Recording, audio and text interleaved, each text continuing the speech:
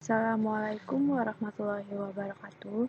Perkenalkan, nama saya Puja Sukmadewi dari Prodi Pendidikan Ekonomi kelas B. Di sini saya akan memaparkan hasil kerja saya untuk UAS Pengantar Ekonomi dan Bisnis. Di sini saya akan menjelaskan tentang sistem ekonomi Indonesia.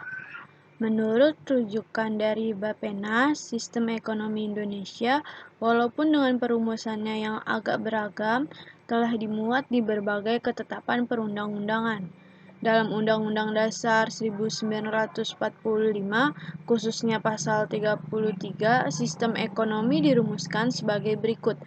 Perekonomian disusun sebagai usaha bersama berdasar atas asas kekeluargaan. Ayat 1. Cabang-cabang produksi yang penting bagi negara dan yang menguasai hajat hidup orang banyak dikuasai oleh negara. Ayat 2. Bumi dan air dan kekayaan alam yang terkandung di dalamnya dikuasai oleh negara dan dipergunakan untuk sebesar-besarnya kemakmuran rakyat. Ayat 3. Ketiga ayat ini memuat baik di Undang-Undang Dasar 1945 sebelum diamandemen maupun di Undang-Undang Dasar 45 setelah diamandemen. Dari ketiga ayat ini sebenarnya telah tersirat jenis sistem ekonomi yang dimuat Indonesia, namun pada Undang-Undang Dasar 1945 setelah diamandemen ditambah ayat 4 yang secara eksplisit merumuskan sistem ekonomi Indonesia, yaitu perekonomian nasional diselenggarakan berdasar atas demokrasi ekonomi dengan prinsip kebersamaan, efisiensi, berkeadilan, berkelanjutan, berwawasan lingkungan, kemandirian, serta dengan menjaga keseimbangan, kemajuan, dan kesatuan ekonomi nasional. Ciri-ciri sistem ekonomi. Menurut Undang-Undang Dasar 1945, sistem perekonomian Pancasila tercermin dan dapat dilihat di dalam pasal-pasal 23, 27, 33, dan 34. Sistem ekonomi yang diterapkan di Indonesia adalah sistem ekonomi Pancasila yang mengandung demokrasi ekonomi. Ini berarti bahwa segala kegiatan dalam hal ekonomi dilakukan oleh dan untuk kepentingan rakyat di bawah pengawasan dari pemerintah. Penerapan sistem ekonomi Indonesia. Yang pertama, adanya BUMN, Badan Usaha Milik Negara.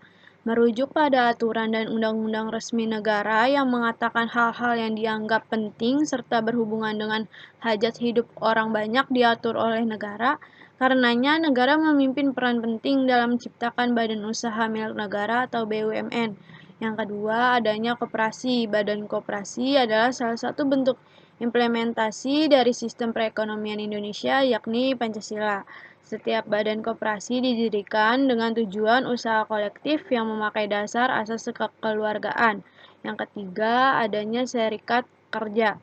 Selain adanya BUMN dan juga koperasi, maka ada juga serikat pekerja yang diharapkan akan mampu meminimalisir, memantau, dan mengantisipasi kemungkinan adanya penyelewangan atau eksploitasi dari sumber daya, dalam hal ini sumber daya manusia. Tujuan sistem ekonomi Indonesia. Tujuan ekonomi Indonesia mengikuti ide-ide dengan garis besar.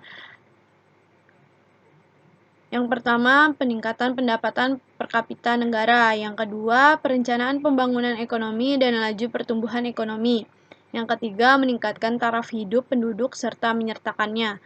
Yang keempat, memperluas lapangan kerja dan mengurangi pengangguran.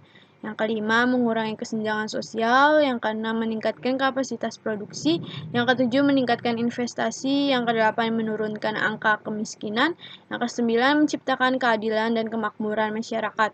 Yang ke-10, meningkatkan kualitas pendidikan dan kesehatan untuk meningkatkan kualitas hidup masyarakat. Kesimpulannya, Indonesia memiliki ekonomi berbasis pasar di mana pemerintah memainkan peran penting, termasuk mengatur harga beberapa barang kebutuhan pokok seperti BBM, beras, dan listrik. Dalam hal ini, nilai tambah sektor industri menyumbang 40% dari PDB pada tahun 2015. Investasi asing langsung yang signifikan dan insentif pemerintah telah menetapkan industri ini untuk bertumbuhnya di masa depan. Sektor industri utama meliputi minyak bumi dan gas alam, tekstil dan pakaian jadi, pertambangan, alas kaki, kayu lapis, karet, dan pupuk kimia. Sektor jasa sama pentingnya bagi perekonomian Indonesia, menyumbang 43% dari PDB pada 2015. Di sisi lain, pertanian hanya menyumbang 14%. Mitra dagang utama Indonesia adalah Jepang, Cina, Singapura, dan Korea Selatan. Amerika Serikat juga merupakan pasar ekspor yang signifikan. Komoditas ekspor terpenting Indonesia adalah minyak dan gas, mineral, minyak sawit mentah, peralatan listrik, dan produk karet. Terima kasih, kurang lebihnya mohon maaf. Wassalamualaikum warahmatullahi wabarakatuh.